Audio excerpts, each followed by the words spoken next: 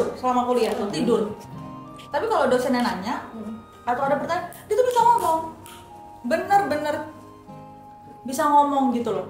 Jadi kayak, loh ini pinter banget sih. Tapi bener ada nggak sih Oma yang bikin pinter, emang bikin cerdas gitu? Justru itu tadi yang dibilang, biasanya pengguna narkoba itu pasti dia berubah. Yang darinya pendiam jadi agresif, jadi maunya ngomong terus. Nah terbalik, tergantung pemakaiannya. Kalau misalnya dia pakainya putau, itu jadi males. Dari yang pinter jadi mandi kayak tadi tuh ya. Udah nggak mau apa-apa lagi gitu. Nah cuman memang perlu kita pahami bahwa memang gejala-gejala pecandu narkoba itu kan berbeda-beda tergantung pada barang yang dipakai gitu. Tapi kalau misalnya kayak Mas Jamal itu sudah banyak sekali perubahan sikap atau dia dari yang nggak pinter jadi pinter, itu memang seketika gitu loh. Otaknya dipaksa untuk berpikir di luar dari kebiasaan dia gitu. Nah apalagi kalau pakai ekstasi, parah lagi. Ekstasi itu badannya nggak bisa diem, nggak ada musik aja dia badannya bergerak. Itu lebih parah lagi. Oh dia mau istirahat badannya sama otaknya jadinya. Terus menerus seperti itu. Tapi nanti kalau misalnya efeknya sudah habis, baru dia drop. Makanya biasanya ya terus pakai berhenti karena memang dia sudah kecanduan tadi ya, adiktifnya sudah luar biasa sehingga dia mau nggak mau ya harus cari barang. Makanya pengguna narkoba itu biasanya kalau sudah nagih larinya ke kriminalitas yang lain gitu, misalnya mencuri, buat beli begal. Nah mayoritas pelaku-pelaku kejahatan dilatar belakangi dengan penyalahgunaan narkoba dulu gitu. Karena saking udah nggak tahannya. Kayaknya temen saya begal. Oh gitu ya? Tidak. Karena memang sakau ya namanya ya. Udah saking pengennya nggak punya duit, kriminalitas yang lain jadi yang gimana segala macam cara. Gitu. Tapi memang benar ya. Kita perlu PR kita bersama, kita sebagai perpanjangan tangan BNN ya, dengan program pemerintah War on Drug ya, berani untuk menyampaikan, berani melakukan sesuatu sesuai dengan amanat undang-undang. Tapi ya itulah, kadang-kadang memang kayak masyarakat ya tentunya perlu adanya sosialisasi kan, perlu adanya peningkatan pemahaman gitu. Apa gitu? Telepon boleh lanjut ngobrolnya ada Oke. Bu, saya tertarik dengan buku sakunya. Iya. Buku saku dulu emang belum ada buku saku ya? Selama ini belum ada, baru kita yang buat. Jadi gitu. mereka itu belum ada standar yang dipegang bagi IPWL ya untuk melaksanakan rehabilitasi rawat jalan. Medis ya, tapi ini ya medis rawat jalan gitu. Nah jadi kalau misalnya selama ini mereka itu punya gaya masing-masing IPWL itu, jadi tidak ada kesamaan untuk pelaksanaan rehabilitasi secara teknisnya gitu. Nah setelah adanya buku saku ini mereka punya pegangan gitu untuk menyamakan persepsi bagaimana petunjuk teknis pelaksanaan rehabilitasi rawat jalan dari mulai pendaftaran, asesmen sampai dengan pelaksanaan rehabilitasi. Gitu. Dulu Ibu ini emang kolaborasi dengan matching fund atau bagaimana ini kan ada matching fund, kedai reka. Nah ini dulu ikut terus itu bagaimana tuh waktu ikut matching fund? Kebenaran ini kan ada program dari Kemendikbudristek Dikti. Salah satunya adalah program matching fund. Tahun 2022 ya? 2022. Nah, jadi kita ditawarkan untuk menciptakan sebuah inovasi yang bisa bermanfaat bagi masyarakat. Nah, kebenaran memang bidang kita di Pusat Studi Kajian Narkoba, kemudian juga hari-harinya juga berkecimpung. Ini juga teman penelitian kita di Bima. Jadi temponya kita pernah terapi musik buat untuk melaksanakan rehabilitasi. Oh gitu, pakai musik dia? Iya, ini terapisnya. Oh gitu. Cocok banget. Itu dipanggil atau gimana? Kita Bongker ya? Bongker. Nah, jadi itu beberapa kegiatan-kegiatan yang kita lakukan memang kita fokuskan pada rehabilitasi pecandu narkoba gitu. Nah, alhamdulillah berkelanjutan sampai dengan terbitnya buku saku ini sebagai luaran inovasi dari Matching Fund gitu. Iya. Wah, menarik sekali Bu. Dulu dapat ininya hibah atau apa disebutnya? Ini dana hibah inovasi. Lumayan. Ya alhamdulillah kita bekerja sama dengan BNN Provinsi Lampung dan memang itu kita kontribusikan untuk di 5 kabupaten. Projanap ini memang dia konsennya di situ, jadi bekerja sama BNN terus. Jadi di luar sebenarnya ya, kalau di luar ini kalau kita kayak mau konsultasi gitu tuh boleh banget gitu. Boleh tuh gimana? Bahkan untuk yang terapi musik yang namanya kita buka di sebelah di ruangan tuh ada ruang kesehatan gitu bisa. Jadi kalau dia minta ada kliniknya. Aku yang siapin nanti. Oh gitu. Atau iya benar. Tiap hari. Jadi by request. By request. Siapa yang mau, ayo janjian gitu. Oh gitu. Seandainya nanti kalau misalnya keluarga Pak Jamal mau konseling ke sini, monggo silakan. Boleh banget. Jadi nanti kita bisa arahkan. Saya bisa melihat apakah itu kecanduan berat atau kecanduannya masih bisa kita antisipasi supaya tidak terjerumus lebih lanjut. Berarti buat teman-teman juga kalau seandainya misalnya yang nonton berarti kan? Yang nonton video kita hari ini berarti mereka misal udah pernah nyoba sekali atau 2 kali terus pengen berhenti bisa datang ke sini Bu. Boleh, minimal keluarga, kerabat atau si pengguna boleh datang untuk konseling. Langkah apa yang akan dilakukan untuk menyelamatkan supaya jangan sampai terus ketergantungan gitu. Bisa banget. Itu biayanya berapa Bu? Free. Oh free? Iya. Sampai dengan suka ini. Iya. Karena 3 jaminan. Gratis, tidak dikriminalkan dan dirahasiakan. Alat terapinya kami punya udah. Iya. Gitu. Cocok kan pas kan kau tadi menemukanmu di depan. Jadi aku temuin lah sama. Jadi harus menemukan seperti itu. Iya, harus temuin gitu. Orang dari jauh kelihatan kok galau amat hidungnya kenapa gitu. Iya, soalnya teman deket banget, ya udah kayak keluarga sendiri kayak gitu.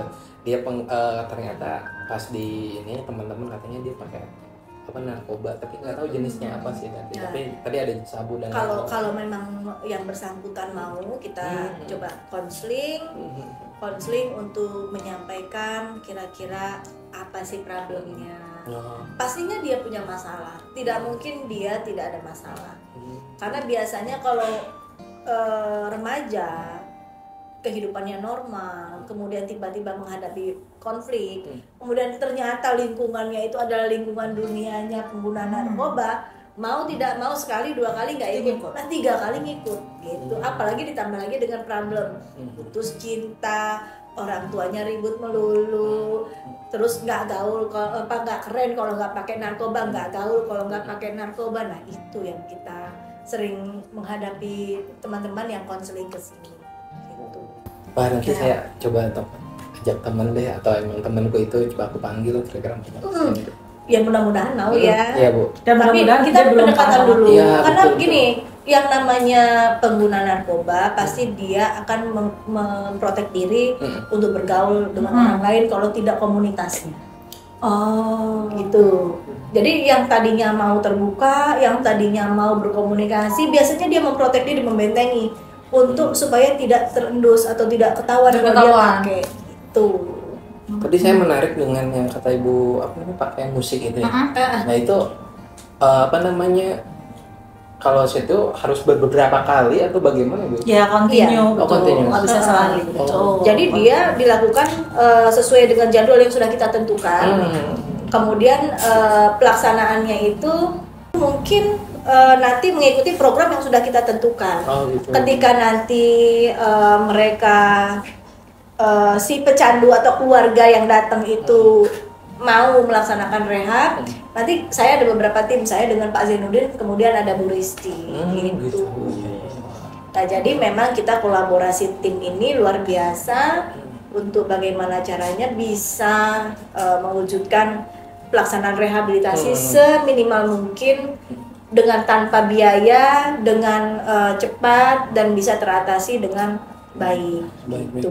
Pak, ini sebagai bisa jadi alternatif nggak rehab ya? Iya. Jadi gini.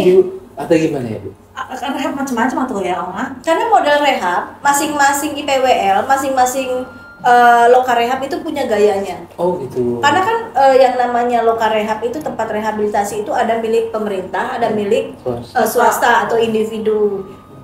Yang klasifikasinya gratis itu yang diselenggarakan oleh pemerintah. Tapi kalau yang individu itu diselenggarakan oleh individu atau kelompok yang berbayar. Gitu. Tapi lumayan juga loh kalau dia mau rehabilitasi dengan mandiri. Itu lumayan. Ya berarti kan asal tapi biayanya besar. Ya, asal dia punya kemauan ya Oma ya. Betul. Tapi terkadang orang-orang pecandu gitu tuh gak ada ya kemauan untuk sembuh. Bukan sebenarnya untuk ngomong itu mungkin malu. Susah. Karena itu aib menurut mereka. Padahal itu bukan aib loh. Gitu. Bisa jadi sih benar. Makanya banyak banget sih memang. Tapi yang sadar untuk aku mau sembuh gitu. Itu hanya dari 10 itu hanya 2. Ya, mungkin karena malu itu ya, mungkin udah tahu. Iya, jadi ada beberapa faktor nih untuk mereka yang nggak mau ngomong, keluarga yang nggak mau ngomong, atau orang-orang yang tahu ada indikasi penyalahgunaan narkoba itu salah satunya adalah aib. Dia berpikir pengguna narkoba itu adalah sebuah aib yang harus ditutupi, gitu loh. Iya. Kemudian yang kedua, mereka kurang pemahaman tentang rehabilitasi itu tuh apa. Takutnya gitu. ditangkep Khawatirnya dikriminalisasi kan. Kemudian kalau misalnya dikriminalisasi, anggapan mereka pasti masuk penjara, padahal kan belum tentu. Iya, tapi kan orang-orang pada takut ya karena udah tahu dia salah. Merasa diri jadi sampah masyarakat. Bukannya maupun baru pengen sembuh tapi takut itu malah ditangkep. Cuman ada lagi nih permasalahan yang paling sering dihadapi oleh mereka pecandu, karena sekarang di semua tempat pelosok itu banyak pengguna narkoba. Peredaran gelap narkoba itu sudah nggak pilih-pilih lagi, nggak mesti harus di kota, tapi daerah-daerah pedalaman. Nah, problem yang dihadapi itu adalah akses untuk menuju tempat rehabilitasi itu jauh. Oh iya, bener kalau di kampung ya, maaf nih kalau di kampung atau di daerah-daerah yang memang pelosok, yang memang jangkauannya sangat jauh untuk tempat, karena IPWL itu hanya 61 provinsi Lampung. Di kota? Tidak di kota, di kabupaten juga ada gitu. Tapi kalau misalnya kita bicara tentang pelaksanaan rehab, tentunya memang apapun yang dilakukan itu memang baiknya melaksanakan rehab itu yang diselenggarakan oleh pemerintah. Oh gitu. Sehingga 3 jaminan tadi bisa diperoleh gitu. Nah, sedikit bocoran nih. Saya punya mimpi nih. Mungkin ke depan untuk meningkatkan dari inovasi buku saku ini, saya kepingin, karena ada beberapa kendala untuk akses menuju tempat IPWL itu sulit, karena kan semua daerah itu kan mayoritas punya gadget. Saya ingin membuat sistem, tapi nggak boleh dibocorin kali ya. Jadi rencana untuk kegiatan dana hibah matching fund berikutnya, saya membuat satu inovasi yang harus berkolaborasi dengan tim IT untuk membuat sistem layanan aplikasi untuk bagi mereka berkonsultasi, menanyakan, mengakses si pecandu apakah harus rehab, rawat inap atau rawat jalan. Nah, nanti kita kepinginnya seperti itu karena sekarang belum ada. Aduh, ini bisa idenya kalau nggak segera. Maka dari itu satset nih, harus satset benar. Menarik ya itu betul. Jadi biar nanti biar tadi mungkin malu atau jauh, tapi dari rumah bisa. Paling nggak bisa dipantau ya Om ya. Dia bisa tahu dulu nih edukasi secara umum dulu nih. Bagaimana langkahnya, apa yang harus dilakukan ketika kita tahu perlindungan hukumnya seperti apa. Nanti kita masukkan dalam sistem itu. Wih, keren banget. Jadi kita tunggu nih, berarti gebrakan selanjutnya nih. Soalnya Prof Janab itu inventor. Bidang sosial. Tuh, jadi gebrakan selanjutnya berarti itu ya Om ya, kita tunggu banget. Nah, Mas Jamal ada yang mau ditanyain nggak? dari tadi nih udah ngomongin matching fund, udah buku saku, udah makan udah kenyang, udah habis nih, lihat nih. Saya udah habis, makan udah kenyang. Banyak coba nih. Lahap banget makannya lagi. Cucok kan. Kalau begitu, Oma banyak terima kasih loh bisa nerima kita berdua di sini. Nanti lagi kita ngobrol-ngobrol lagi ya, walaupun makan siangnya diganggu sama Mas Jamal. Gitu. Saya dapat bonusan. Oke, teman-teman semua yang nonton video ini bisa paling nggak bisa dapat ilmunya nanti tentang inovasi yang dari Prof Jainab, tentang narkoba dan lain sebagainya. Karena ini gue ada kelas juga. Oh iya, benar, aku ada kelas juga. Ini kan udah selesai break, udah kelas dari Mas Jamal. Telepon aku masih. Oh ya, ada kelas bentar lagi. Jadi kita ketemu lagi di episode berikutnya bersama saya Dinda dan Mas Jamal dan inventor selanjutnya. Assalamualaikum. Wah, menarik. Kita lanjut dikit lagi.